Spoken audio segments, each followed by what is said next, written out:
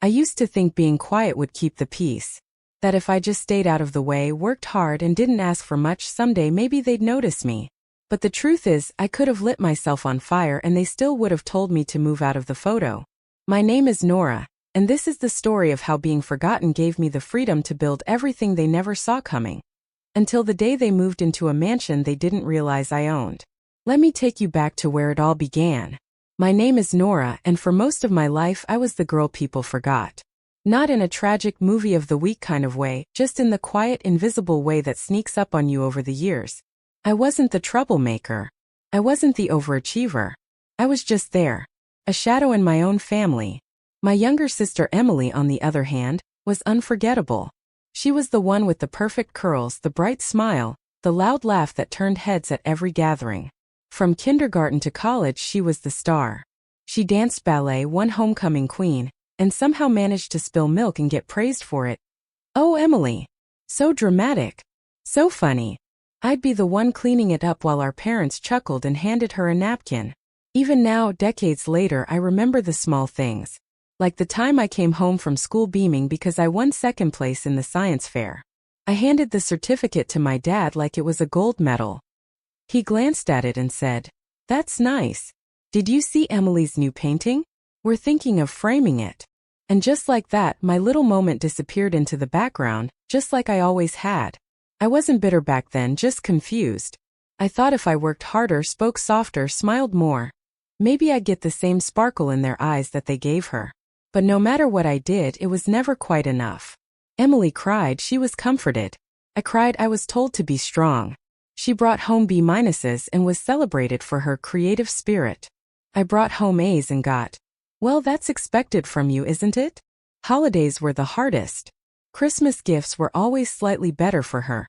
Shinier, newer. Birthdays? Hers were elaborate backyard parties with balloons, catered cupcakes, and rented ponies. Mine were pizza nights at home. Mom always said, "You're not really into attention like Emily is, right?" I smiled and nodded, pretending she was right. But what I wanted, what I needed, was to feel seen. There was this unspoken rule in our house. Emily came first. Always. My feelings, my interests, my future, all secondary to hers. If she wanted the last cookie, it was hers. If I asked for new sneakers, I was told to wait. Emily's got track meets coming up, she needs hers more. I used to wonder if maybe I'd been born into the wrong family.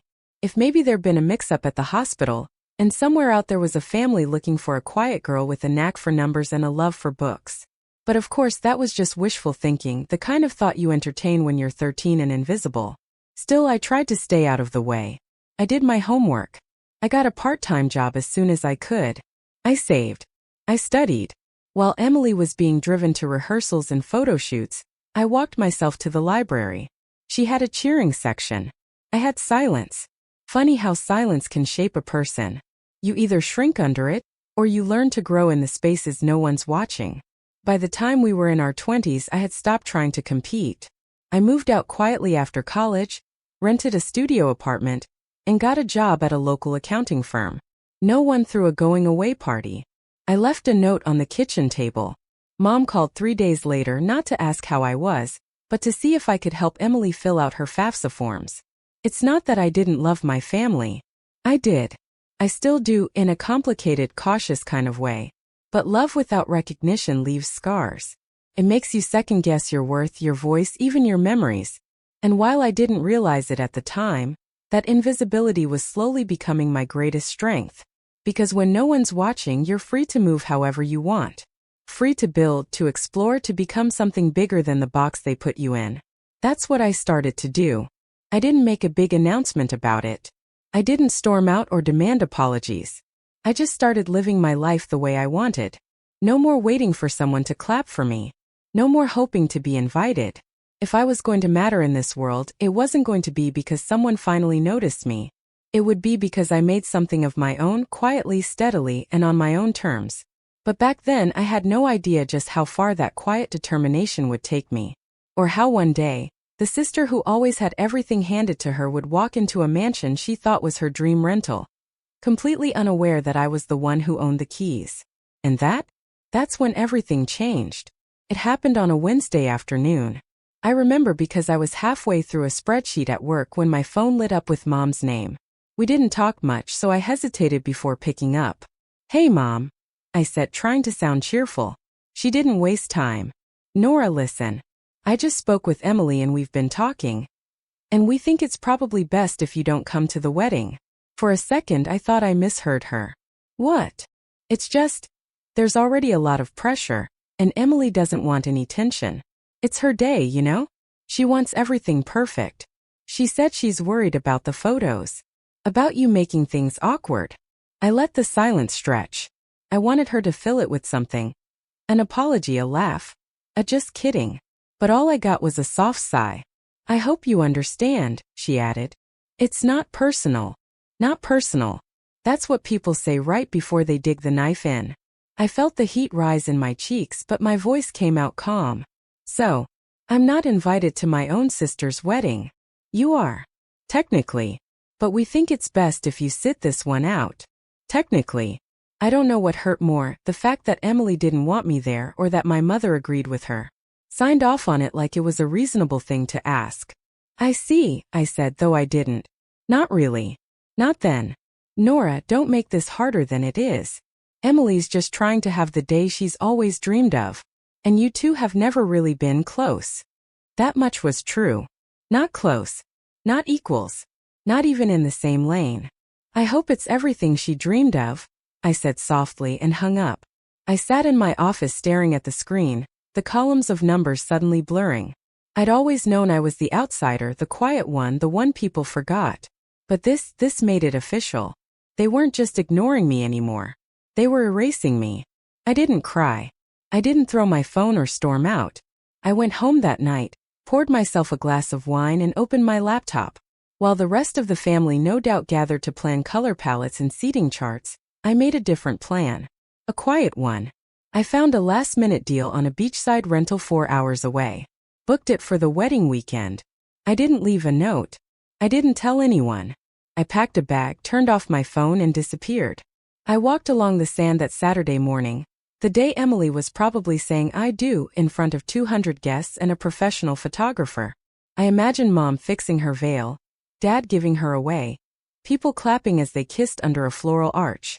I imagined empty chairs, soft music, a toast without me. But I didn't feel angry.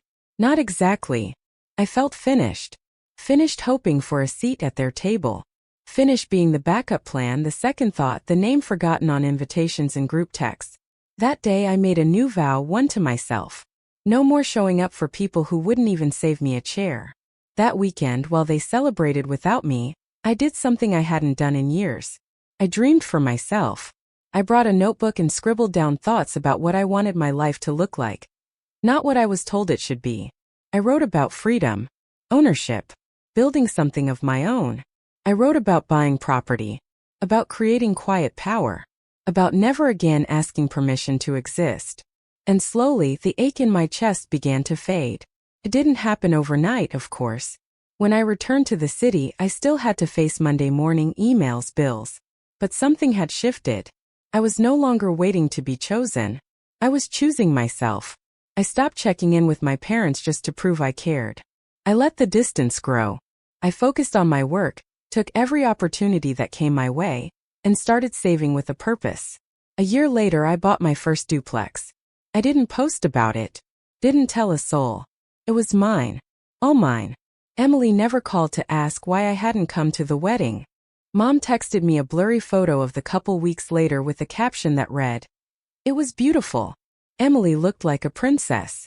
I responded with a thumbs-up emoji and deleted the thread. That was the last time anyone mentioned it. In their storybook, I had become a footnote, one they were perfectly happy to leave out. But in mine, I was turning the page. They didn't know what I was building. And by the time they did, it would already belong to me. I didn't move right away. After the wedding weekend, the one I wasn't welcome at, I returned to the same small apartment I'd rented for years. Beige walls, mismatched furniture, a second-hand desk in the corner where I did my budget spreadsheets. Nothing glamorous. But something in me had changed. I stopped waiting. I'd spent too long hoping someone would finally say, "We see you, Nora. We're proud of you." But the truth was they never would. And I was done auditioning for a family that didn't know how to clap for me. So I got to work. Quietly. At my job, I started paying attention not just to the numbers in front of me, but to the people who came in and out of our office. I worked for a small property investment firm that managed mid-sized rentals. I watched how the owners spoke, how they leveraged equity, how they chose neighborhoods that were on the rise and got in early. They weren't flashy people. They weren't any smarter than me. But they understood something no one in my family ever taught me. Wealth isn't loud. It's built brick by brick, decision by decision, in silence. So I started asking questions. I offered to help senior partners with reports no one else wanted to touch. I took real estate courses online in the evenings, read every book I could get my hands on, and downloaded property value trackers onto my phone. I created a separate savings account and began cutting anything I didn't absolutely need: subscriptions, takeout, gifts I was guilted into sending out of habit. My world got quieter. But I was finally building something that mattered. At 28, I bought my first property. A small duplex on the edge of town with cracked siding and a leaky roof. Everyone said it was a bad idea. I said nothing. I renovated it myself on weekends. You'd be surprised what YouTube can teach you when you're too broke to hire a contractor.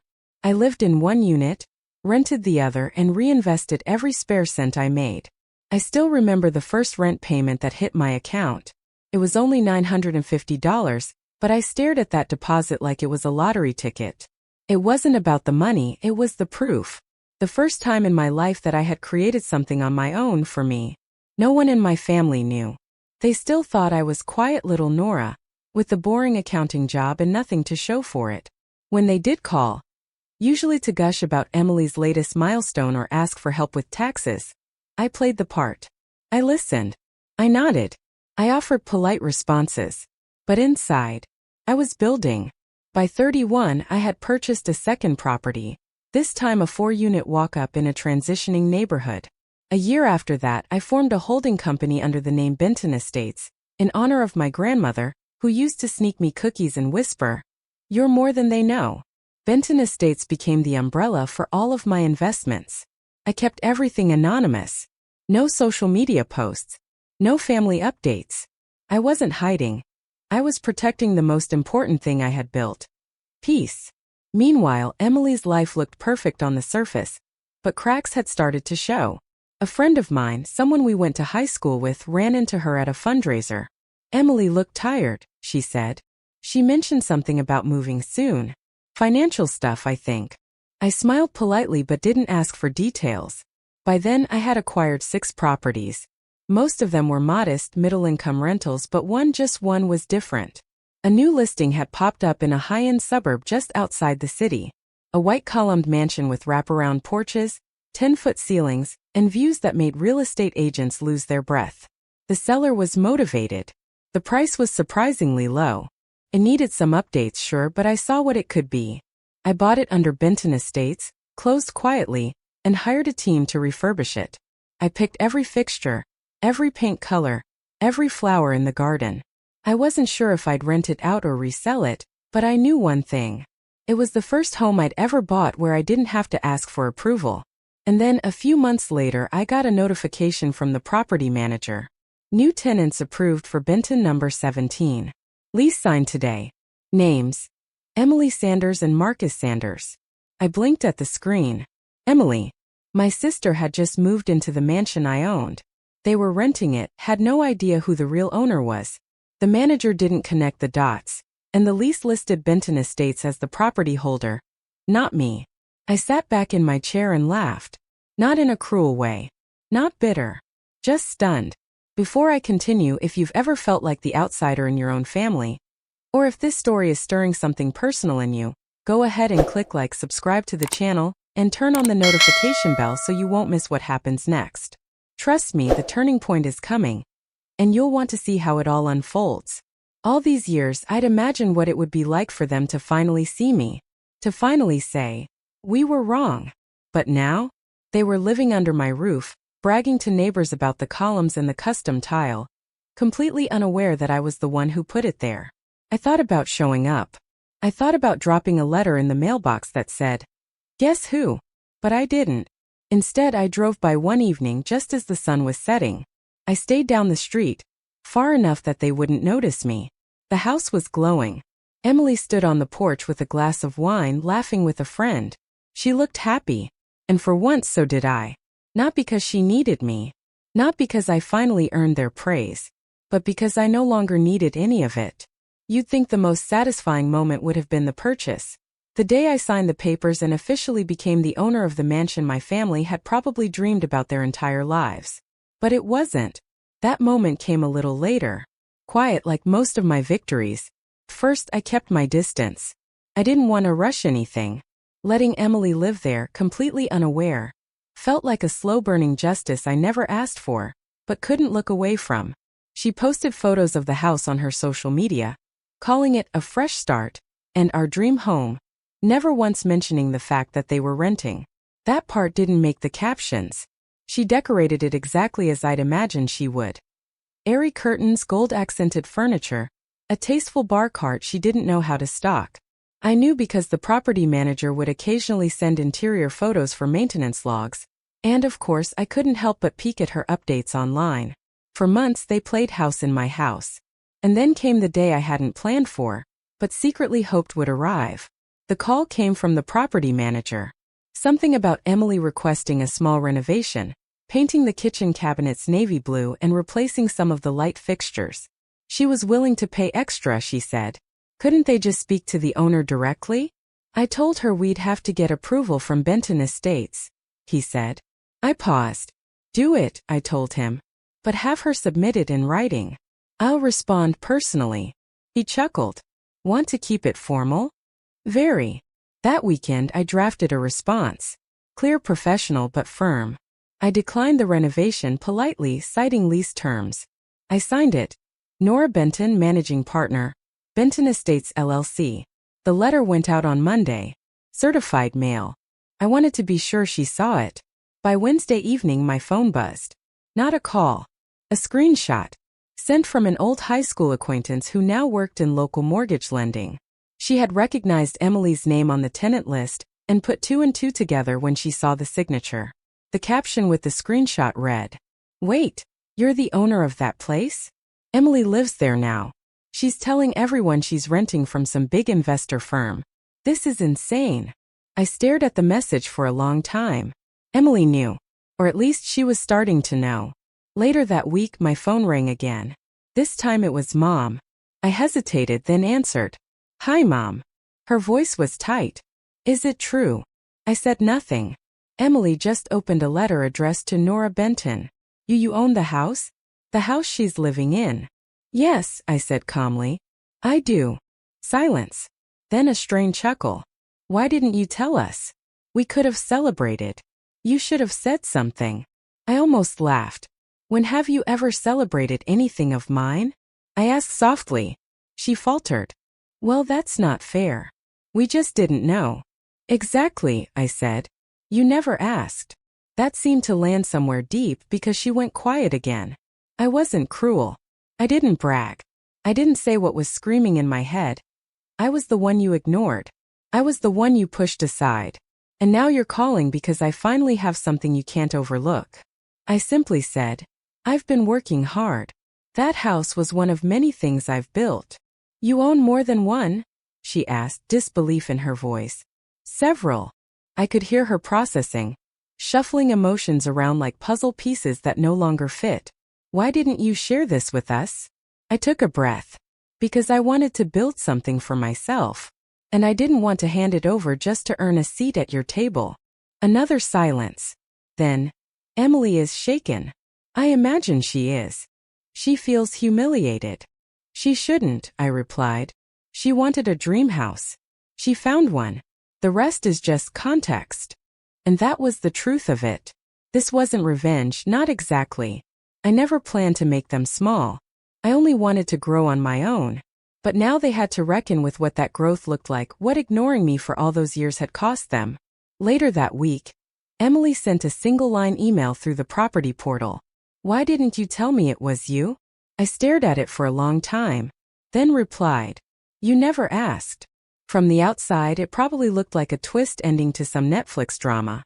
But to me, it was a slow, deliberate bloom, justice not served hot, but cool, clean, and undeniable. They had walked into a life I had built with no help, no praise, and no audience. And now they were living under my roof with my name on the deed. Sometimes the best kind of recognition is the kind you don't have to ask for. It just shows up signed, sealed, and delivered. They say the truth hits hardest when it arrives without warning. And for my family, that moment came not with a confrontation, not with a dramatic phone call, but with something far more ordinary: paperwork. About a week after Emily's email, I got a call from the county assessor's office. Apparently, someone had requested a public copy of the deed for the property at Benton Estates. The clerk said it was standard, just confirming that everything was accurate and up to date. I knew who it was, and I knew what they were looking for. See, Emily and Marcus were planning to make an offer on the house. They were tired of renting and figured, now that their finances were somewhat back on track, they'd make it official. Marcus even told the neighbors they were about to own something special. Except they didn't know the current owner wasn't some faceless investment firm. It was me. The day the deed came in the mail, I got a voicemail from my father. A man who had barely said more than a few sentences to me in the last 5 years suddenly found his voice. "Nora, it's Dad. We just saw the deed. Your name. You own the house." His voice trailed off like he wasn't quite sure what he was saying, or what he was feeling. "Can you give us a call back? Please?" I didn't call back.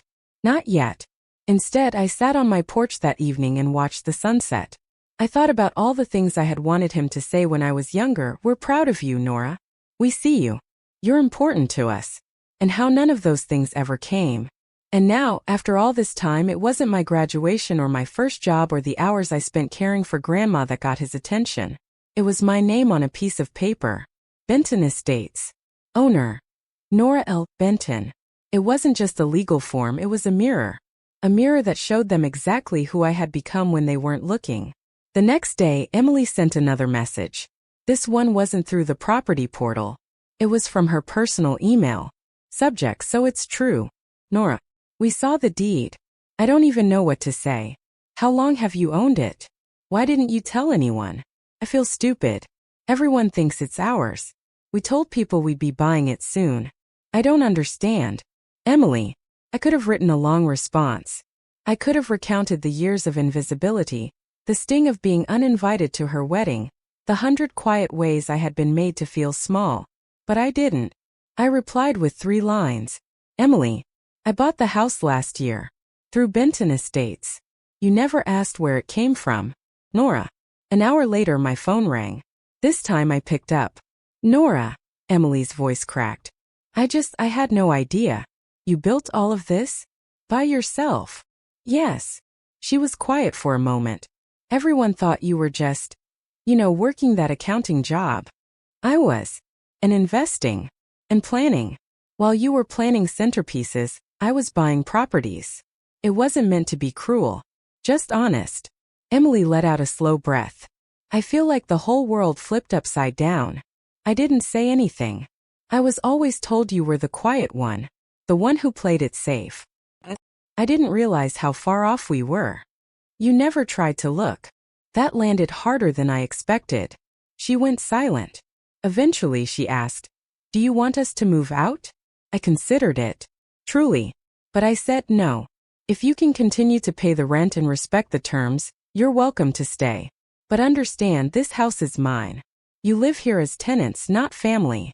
That part was the hardest to say. And the most necessary. We hung up soon after. No shouting, no apology. Just a long pause between 2 sisters who had finally seen each other clearly, and didn't quite know what to do with what they saw. A few days later, I received a formal rental renewal request from her husband Marcus. It was professional, respectful. For the first time, they weren't assuming ownership. They were asking permission. And that was the shift. My name on the deed had rewritten the story they told about me.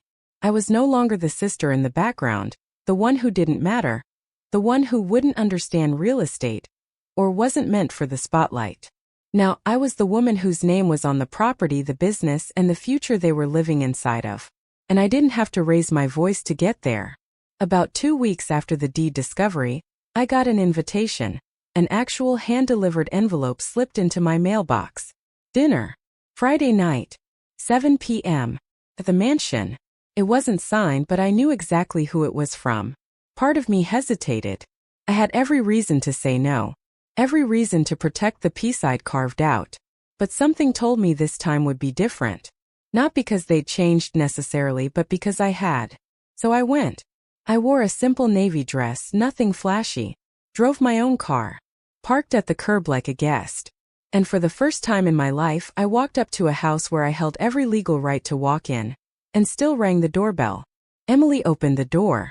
"Nora," she said, almost like a question. "Evening," I nodded, stepping inside. The house looked different. Not the furniture. They hadn't changed much since moving in, but the air. It didn't feel like their home anymore. Not to me. It felt like a stage they were still trying to understand. Dinner was awkward at first. Emily had set the table with formal place settings, like she was trying to impress someone. Marcus was quiet. My parents had come too. Mom overly cheerful, Dad reserved, both clearly unsure of their footing. We made it through salad before the conversation shifted. "Nora," my father began, clearing his throat. "We just wanted to say we're impressed. Shocked, honestly. We had no idea you were doing all of this." I looked at him calmly. "That's because no one ever asked." He winced slightly and Mom jumped in. "We just thought you were busy with work. You always kept to yourself." "I had to," I said. There wasn't much room for me to be anything else. They looked uncomfortable. But I didn't say it to punish them. I said it because it was true. Emily set her fork down. "I owe you an apology," she said. "For the wedding, for so many things. I thought I understood who you were. I didn't." I met her eyes. She wasn't crying. She wasn't begging. Just being honest, maybe for the first time in years. "I appreciate that," I said softly. Marcus finally spoke. We didn't know how to react. It felt like we'd been living in someone else's dream. "You were," I said. "Mine." The words weren't meant to sting. But they landed. Everyone fell quiet. Finally, my mother asked the question they'd been circling all night. "Why didn't you tell us?" I looked at her. "Because telling you wouldn't have changed anything. You would have dismissed it. Treated it like a fluke, or worse, tried to take credit. I built this life because I needed to know I could stand on my own. I didn't do it for applause. I did it for freedom." She nodded slowly, eyes moist now. "We made you feel like you didn't matter." "You didn't make me feel that way," I corrected gently. "You showed me over and over again." No one argued. For once, they didn't try to justify or explain. They just listened. I looked around the table, this strange mix of people who shared my blood, but had never truly known my story. "I'm not angry," I said finally. "I'm just clear. I found peace in distance. And I want to keep it that way." Emily swallowed hard. "So where does that leave us?" I smiled, but it was a tired smile. One born from years of doing the emotional heavy lifting alone. "It leaves us where we are. You're renting a beautiful home. You've got your life. I've got mine. I'm not shutting the door, but I'm not walking back through the old one either." They looked stunned, not by the firmness of my words, but by the fact that I wasn't trying to make them comfortable anymore. I didn't owe them that. As the evening ended, my mom walked me to the door. "Nora," she said quietly, "I wish we'd seen you sooner." I nodded. "Me too." We stood there for a moment, two women bound by history, finally standing on even ground. And then I left. Not with drama. Not with resentment. Just calm. Just clarity. That night I drove home with the windows down. The spring air brushing across my skin. I didn't feel vindicated. I didn't feel triumphant. I felt free. For so long, I'd believed that I needed their recognition to feel whole. But now I knew the truth. My life wasn't waiting for their approval. It had already begun. And no matter how surprised they were to find my name on that deed, I wasn't. Because I was the one who signed it. I was the one who built it. And I was the one who decided exactly who would have a key. Life didn't change overnight after that dinner. There was no grand reconciliation. No weepy apologies that magically erased the years of silence. And truthfully, I didn't want that anymore. I didn't need it. What I needed and finally had was clarity. My family never fully understood me because they never took the time to. And now, after everything, I wasn't angry. I was simply done performing. Done shrinking. Done waiting to be seen by people who had spent decades looking right through me. The months after that confrontation were quiet. Emily stayed in the house. Rent payments came in on time. Communication was formal, respectful. Not cold, but professional like any other tenant. Occasionally, I'd get an email about plumbing or yard service, and I'd respond the same way I always had, with fairness, efficiency, and a little distance. What was different was them. There was no more entitlement in their tone. No more assuming I'd bend the rules or play the little sister role they boxed me into for so long. They spoke to me like they finally understood who I was, and more importantly, what I wasn't. I wasn't the one waiting in the wings anymore. At work, I expanded Benton Estates. I acquired 2 more properties by the end of the year, both under market value, both cash flow positive. I started mentoring a small group of women from underserved communities, teaching them the basics of budgeting, investment, and long-term wealth building. Most of them were single mothers or first-generation college grads. Smart, capable, and so often overlooked, just like I'd been. I saw myself in them, and I gave them what I had once craved most: support without strings. One afternoon after a workshop, one of the women, her name was Liana, came up to me and said, "You don't talk like other investors. You make it feel possible." I smiled. Because it is. You don't need to be loud to be powerful. You just need to move with intention. That became my motto. Move with intention. Build in silence. Protect your peace. Meanwhile, my parents would occasionally call. Not to pry or pressure, but just to say hello. I kept the conversation short and neutral. They still tried to bring up Emily sometimes, how the kids were doing, how hard she was working, but I no longer took the bait. I'd say, "I'm glad she's doing well," and leave it at that. It wasn't that I didn't care. I just no longer had the emotional energy to carry the weight of being the bigger person in a family that rarely met me halfway. My boundaries weren't a wall. They were a door with a lock I now controlled. And I didn't regret a single turn of that key. For the first time in my life, I had full ownership, not just of my properties but of my identity. I wasn't Nora the disappointment. I wasn't Nora the afterthought.